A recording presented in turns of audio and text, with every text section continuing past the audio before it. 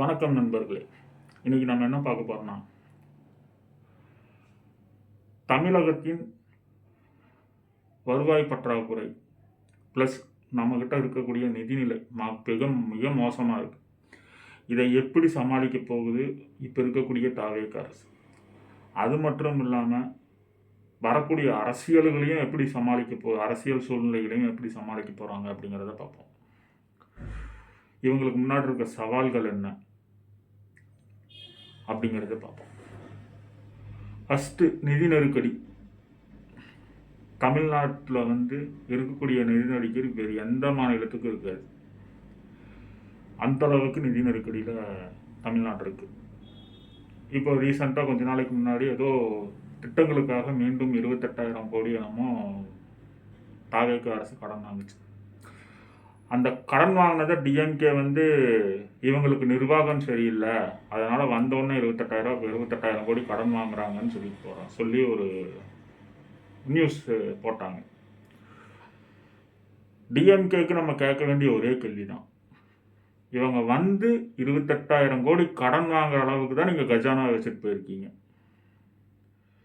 அந்த கஜானாவோட படம் இருந்தால் இவங்க எதுக்கு போய் 28,000 கோடி கடன் வாங்க போகிறாங்க? இருக்கிறத எடுத்து செலவு பண்ணிட்டு போயிருப்பாங்களே.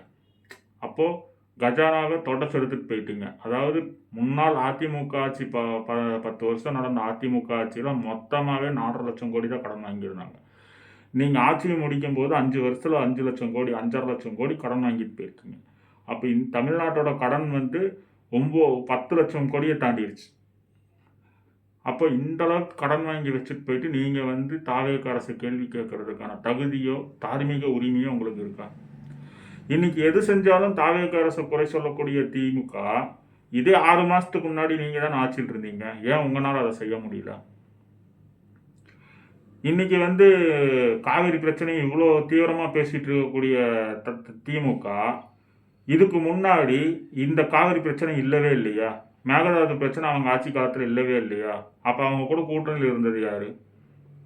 காங்கிரஸ் தானே. காங்கிரஸ் என்றைக்குமே பார்த்தீங்கன்னா அவங்களுடைய அரசியல் நிலைப்பாடும் சரி, அவங்க கட்சியோட நிலைப்பாடும் என்றைக்குமே நிலையாக இருந்ததே இல்லை. ஒவ்வொருத்தரும் ஒவ்வொன்றும் பேசுவாங்க, ஏன்னா அது ஒரு கட்சியே கிடையாது. அதனால் அவங்களே ஒரு பொருட்டாங்கூட நம்ம எடுத்துக்க வேண்டியதில்லை. ஏன்னா ஒரு கட்சியாக இருந்து அவங்களுக்குன்னு ஒரு கொள்கை இருந்து அந்த கொள்கைப்படி நடந்தாங்கன்னா அதை பற்றி நம்ம பேசலாம். அவங்களுக்கு தான் கொள்கையே கிடையாது. தமிழ்நாட்டில் இருக்கக்கூடிய காங்கிரஸ் காவிரியில் மேகதாதுவில் நாங்கள் அணை கட்ட விட மாட்டாங்குது. கர்நாடகாவில் இருக்க காங்கிரஸ் நாங்கள் அணை கட்டுவாங்குது. அப்புறம் இங்கிருந்து தமிழ்நாட்டிலிருந்து கர்நாடகாக்காரர் ஒருத்தர் தமிழ்நாட்டிலிருந்து எம்பி ஆனார். அவர் என்னங்கிறாரு, அணை கட்டக்கூடாது அப்படின்னு சொல்லி டெல்லியில் பாராளுமன்றத்தில் கோரிக்கை வைக்கிறாரு. எப்போ நீ பாராளுமன்றத்தில் கோரிக்கை வைக்கணும்னு தேவையே இல்லைப்பா, நேரம் கட்சி ஆஃபீஸில் போய்ட்டு கட்சி ஆஃபீஸில் உங்கள் தலைவர் ஒரு அறிக்கை மட்டும் கொடுக்க சொல்லு போதும். நாங்கள் அணை கட்ட மாட்டோம், எங்கள் அரசு அதை உடனடியாக நிறுத்தம்னு சொல்லி ஒரு அறிவிப்பு மட்டும் கொடுக்க சொல்லி போதும். நீங்கள் இவ்வளோ நாடகம் நடத்தணும், இதெல்லாம் தேவையில்லை. சரி, நிதிநிலையை பார்ப்போம். இப்போ இந்த நிதிநிலை இந்த அளவுக்கு மோசமாக ஆனதுக்கு காரணம் பார்த்தீங்கன்னா முழுக்க திமுகவை தான் நம்ம குறை சொல்லி ஆகணும். வேறு யாரையுமே குறை சொல்ல முடியாது. ஏன்னா கடந்த 5 வருடங்களாக எந்த ஒரு முதலீட்டையுமே தமிழ்நாட்டுக்குள்ளே அவங்களால கொண்டு வர முடியல, கொண்டு வரவும் முடியாது, கொண்டு வரவும் இல்லை. இருக்கக்கூடியதே வச்சு ஒப்பேற்றிட்டு சும்மா அறிக்கை விட்டுட்டு வாழ்ந்துட்டு போயிட்டாங்க. இப்போ இவங்களுக்கு முன்னாடி இருக்கக்கூடிய மிகப்பெரிய சவால் என்னென்னா, தமிழ்நாட்டில் எதிர்பார்க்குற அளவுக்கு தொழில் வளர்ச்சியும் கிடையாது, எதிர்பார்க்குற அளவுக்கு பொருளாதாரமும் முன்னேறதுக்கான எந்த ஒரு ஆதாரமும் கிடையாது. இவங்க டெவலப் பண்ணி வச்சுட்டு போனது ஒன்லி இது மட்டும்தான், டாஸ்மார்க்கை மட்டும்தான் டெவலப் பண்ணி வச்சுட்டு போயிருக்காங்க.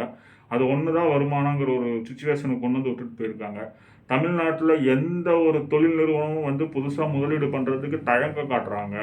அந்த அளவுக்கு தமிழ்நாட்டு மேலே அவங்களுக்கு தொழில் நிறுவனங்களுக்கோ முதலாளிகளுக்கோ நம்பிக்கையின்மை போயிடுச்சு. இத்தனை சவாலையும் தாவேக அரசு சமாளித்து தான் ஆகணும்.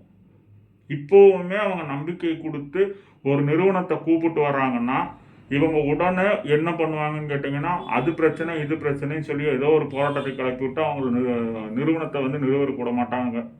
ஒரு 1000 கோடி 2000 கோடி ஒருத்தன் கொண்டு இன்வெஸ்ட் பண்ணிவிட்டு நிறுவனத்தை நிறுவுறதுக்கு அவன் லேண்டை வாங்கி அவன் இன்வெஸ்ட் பண்ணி அங்கே ஃபவுண்டேஷன் போடும்போது இவன் பிரச்சனை பண்ணான்னா அவன் போட்ட அத்தனை காசும் போச்சு. அப்படிங்கும்போது ஒரு நிறுவனம் எப்படி தைரியமாக தமிழ்நாட்டில் நிறுவனத்தை ஓப்பன் பண்ணுவான்? யோசிச்சு பாருங்க பார்க்கலாம். இந்த சுச்சுவேஷன் மக்கள்கிட்ட இன்னைக்கும் பொருளையை கிளப்பி வாழ்ந்துட்டு இருக்காங்க. ஒன்றும் இல்லை, ஏதோ ஒரு இடத்துல பார்த்தீங்கன்னா சூரிய ஒளி மின்சாரம் உற்பத்தி பண்ணுறதுக்காக ஒரு ப்ரைவேட் லேண்டில் வந்து அமைக்கிறதுக்கு அவங்க முயற்சி பண்ணியிருக்காங்க. சூரிய ஒளி மின்சாரம் சூரிய ஒளி மின்சாரம் அமைக்கிறதுக்கு வச்சா அந்த இடத்துல தண்ணீர் வந்து பற்றாக்குறையாயிரும், நிலத்தடி நீர்மட்டம் கீழே போயிரும் சொல்லி மக்கள்கிட்ட பொருளை கிளப்பிட்டு இருக்காங்க. இதெல்லாம் கிளப்பக்கூடிய யாருன்னு நம்மளும் பார்த்துட்டு தான் இருக்கோம். இத்தனை நாள் பொருளை யார் கிளப்பிட்டு இருந்தா, அப்புறம் மித்த ஆட்சியில் அவங்க ஆட்சியில் அந்த பொருளை கிளப்பின ஆளுகள் எங்கே போனாங்கன்னு தெரில. இன்னைக்கு பார்த்தா மீண்டும் அதே பொருளை கிளப்பிட்டு நிலத்தடி நீர்மட்டம் போகுதுன்னு சொல்லி சமூக ஆர்வலர்கள்லாம் நிறைய பேர் வெளியே வந்துட்டு இருக்காங்க. இன்றைக்கி எல்லா சமூக ஆர்வலரும் வெளியே இப்போ தான் காட்டிகிட்டு இருக்காங்க. இன்றைக்கி தான் அவங்க கோமாலிருந்து வெளியே வந்திருக்காங்க. இப்போ இந்த சவால்களையெல்லாம் எப்படி தாவக அரசு சமாளிக்க போகுது? இப்போ பாருங்கள், நேற்று ஏதோ போராட்டத்துக்கு, நீட் எதிர்ப்பு போராட்டத்துக்கு பேரணி நடத்துறதுக்கு திராவிடர் கழகங்கிற ஒரு அமைப்பு வந்து பர்மிஷன் கேட்டிருக்குது. அதுக்கு தாவேக அரசு கொடுக்க முடியாது, ஏதோ ஒரு இடத்துல பண்ணுங்கிற மாதிரி ஏதோ சொல்லியிருப்பாங்க போல். உடனே இன்றைக்கி ஸ்டாலின் அறிக்கை கொடுக்குறாரு. அப்போ இவங்க வந்து எதையுமே இவங்களும் பண்ண மாட்டாங்க, பண்ணுறவங்களும் விட மாட்டாங்க. ரெண்டாவது பார்த்தீங்கன்னா, ஒரு எப்படி சொல்கிறது, ஏதோ ஒரு வகையில் வந்து இந்த அரசை குறை சொல்லிகிட்டே இருக்கணுங்கிறது ஒரு கான்செப்டை வச்சு இந்த மீடியாவில் வச்சு மிரட்டிட்டு உருட்டிட்டு தான் இருக்க போகிறாங்க. இந்த சவாலை எப்படி சமாளிக்கணும்? இவங்களுக்கு இதுக்கான திறமை இருக்கா அப்படிங்கிறது பார்த்தா டவுட்டு தான். ஏன்னு கேட்டால் இவங்க எல்லாருமே அரசியலுக்கு புதுசு. இதே பழைய அரசியல்வாதிகளாக இருந்தாங்கன்னா இதுக்கு ஈக்குவலாக அவங்களுக்கு ஈக்குவலாக சண்டை போடுவாங்க, அவங்களுக்கு ஈக்குவலாக அவங்க பண்ணுறதுக்கு அகேன்ஸ்டாக இனி ஒரு வேலையை பண்ணுவாங்க. ஏதோ ஒன்று நடக்கும், அது அவங்களுக்குள்ள ஃபைட் நடந்துட்டு போயிட்டே இருக்கும், பெருசாக மக்களுக்கு பாதிக்காது. ஆனால் இன்றைக்கி நடக்கக்கூடிய விஷயங்கள்லாம் பார்க்கும்போது நேரடியாக மக்கள்கிட்ட பொருளையை கிளப்பி பொய்களை அதிகமாக கட்டவிழ்த்து விட்டு அதிகமான கொந்தளிப்புலேயே வைக்கணும் அப்படிங்கிற ஒரு சுச்சுவேஷனில் தான் போயிட்டுருக்காங்க. இது யார் பண்ணுறாங்கன்னு மக்களுக்கும் தெரியும். அடுத்தது பார்த்திங்கன்னா, இப்போ மீண்டும் பொருளாதாரத்தை மீண்டும் முன்னேற்றணும் அப்படின்னு நினச்சோம்னா நமக்கு இருக்கக்கூடிய மிகப்பெரிய சவால் என்னன்னு கேட்டிங்கன்னா, நம்மளுடைய தமிழக அரசில் இருக்கக்கூடிய ஊழல். கரை புரண்டு ஓடக்கூடிய ஊழலை அவங்க கட்டுப்படுத்தணும்.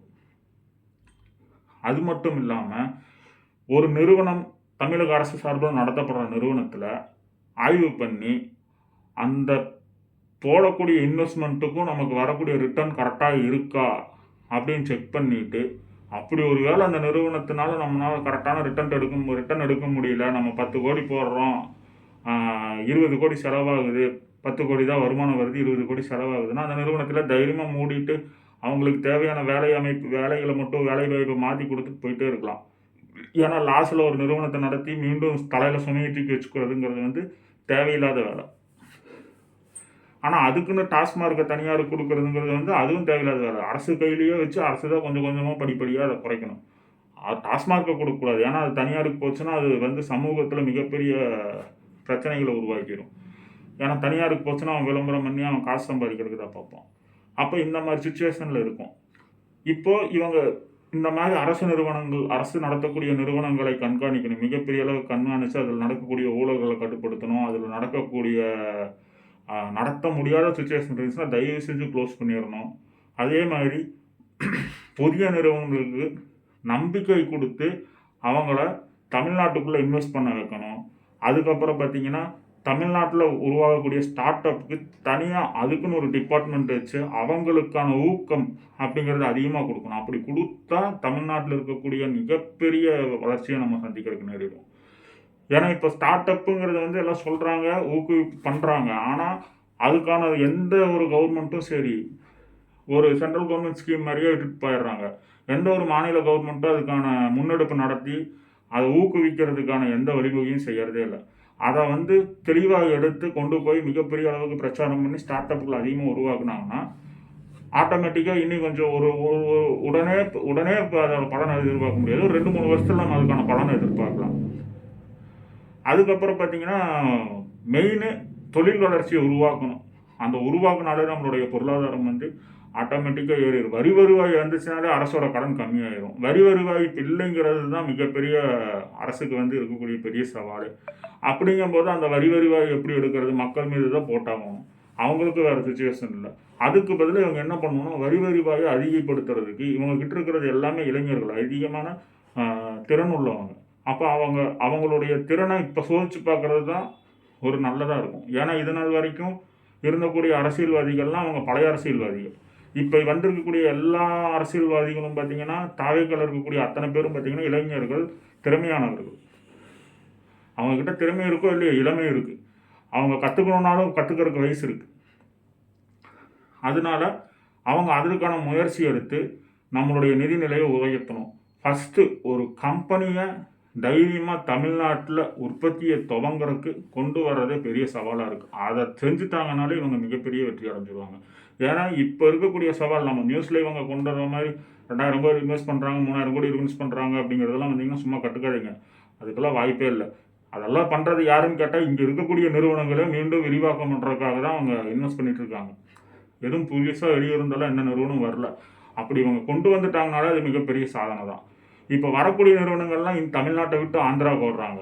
டாட்டா வந்து தமிழ்நாட்டில் ஒரு 1000 கோடிக்கு ஒப்பந்தம் போட்டுட்டு திடீர்னு பார்த்தா ஆந்திராவில் போய் கம்பெனி ஓப்பன் பண்ணுறாங்க. இந்த மாதிரி சுச்சுவேஷன் இருக்குது. அதே மாதிரி தமிழ்நாட்டில் ஏதோ ஒரு நிறுவனம் ஓப்பன் பண்ணுறேன்னு சொல்லிட்டு கல்கத்தா போயிட்டாங்க. அதே மாதிரி குஜராத் போகிறாங்க.